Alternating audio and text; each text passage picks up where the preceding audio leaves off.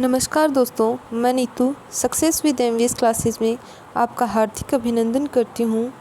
जैसे कि अपने प्रजामंडल के बारे में पढ़ रहे थे, उसी कड़ी में अपना तीसरा प्रजामंडल रहेगा मेवाड़ प्रजामंडल। मेवाड़ प्रजामंडल की शुरुआत 1938 में हुई थी और इसमें जनजागरण का श्रेय माणिक्यलाल वर्मा को दिया जाता है। माणिक्यलाल वर्मा बिचौलिया के रहने वाले थे और ये अध्यापन कार्य करवाते थे। माणिक्यलाल वर्मा अध्यापन कार्य करवाते थे, परंतु इन्होंने अध्यापन कार्य को बीच में ही छोड़कर कृषि को अपना कार्य बनाया। इस प्रकार माणिक्यलाल वर्मा क्या कार्य करते थे? कृषि। और एक बार क्या हुआ कि माणिक्यलाल वर्मा अपने दोस्त बलवंत सिंह मेहता के घर गए हुए थे।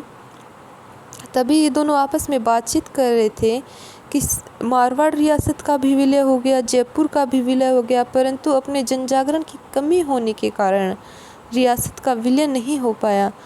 तो ऐसा किया जाए कि अपनी रियासतों का विलय करने के लिए जनजागरण किया जाए।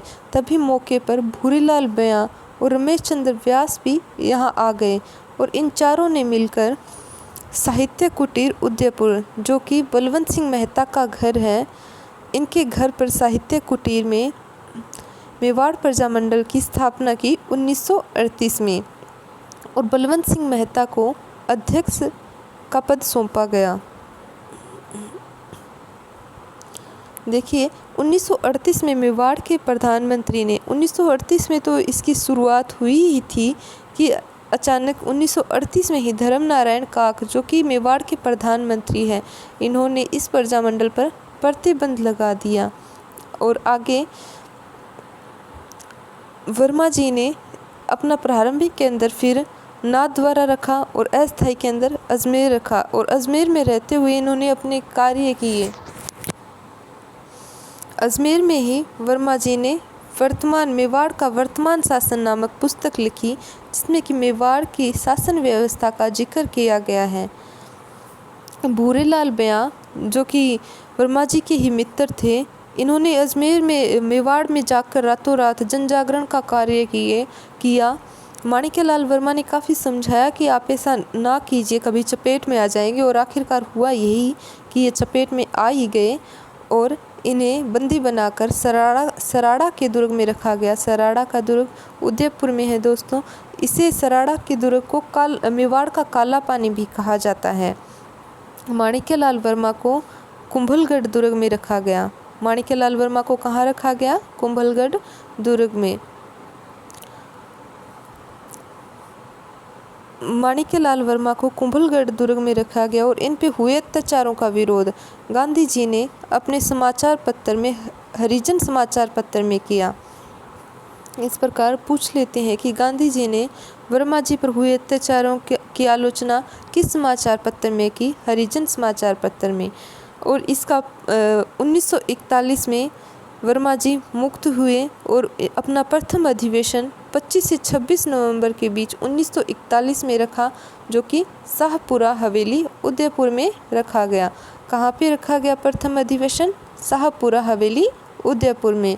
अध्यक्ष पद पर स्वयं माणिक्यलाल वर्मा रहे और इन्होंने उद्घाटन के लिए जेबी कृपलानी को आमंत्रित किया। जेबी कृपलानी 1947 में, जेबी कृपलानी 1947 में कांग्रेस के अध्यक्ष रह चुके थे। ये जेबी कृपलानी, इनकी धर्मपत्नी सुचेता कृपलानी, जो कि स्वतंत्र भारत की प्रथम महिला मुख्यमंत्री रह चुकी थी। और इसी प्रकार जिस प्रकार उद्घाटन के लिए जेबी कृपलानी को आमंत्रित किया गया, उसी प्रकार विजय पंडित को भी आमंत्रित किया गया। विजय पंडित ने खादी आश्रम का उद्घाटन किया। तो दोस्तों, विजय पंडित ने किसका उद्घाटन किया? खादी आश्रम का उद्घाटन विजय पंडित द्वारा किया गया। माणिक्यलाल वर्मा मोहनलाल सुखाड़िया से काफ़ी प्रभावित थे, इसलिए इन्होंने इस कार्यक्रम का संचालन करने के लिए मोहनलाल सुखाड़िया को बुलाया और मोहनलाल सुखाड़िया के राजनीतिक जीवन का वास्तविक प्रारंभ यहीं से माना जाता है कि मोहनलाल सुखाड़िया ने अपने राजनीतिक जीवन की शुरुआत इसी कार्यक्रम से की। मोहनलाल सुखाड़िया को मेवाड़ हरिजन संघ का दायित्व भी सौंपा गया। आगे देखिए दोस्तों, 1942 में भारत छोड़ो आंदोलन हुआ, जिसमें कि वर्मा जी ने भी भाग लिया था। भारत छोड़ो आंदोलन में 1942 में वर्मा जी ने भी भाग लिया था। इसमें गांधी जी उद्बोधन दे रहे थे कि हम स्वतंत्रता का सूरज देखने के लिए जीवित नहीं रहेंगे, हम तब तक संघर्ष करेंगे जब तक कि जीवित रहेंगे। गांधी जी के इन विचारों से प्रभावित होकर माणिक्यलाल